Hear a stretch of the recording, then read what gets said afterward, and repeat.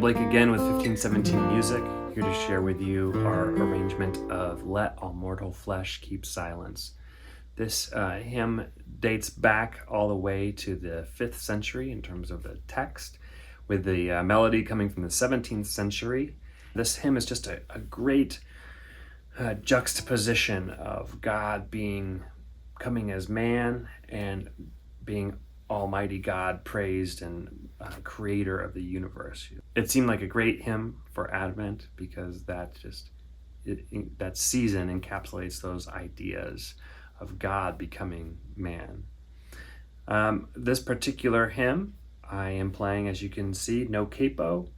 Start with introducing the melody line, not unlike what an organist might do when they are leading a hymn on a Sunday morning, depending on, of course, your organist. And then I finish with a part of the melody at the end of the hymn.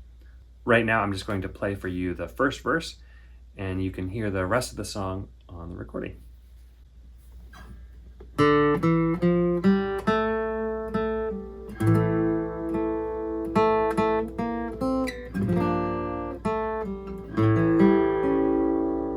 Let all mortal flesh keep silence, and with fear and trembling stand.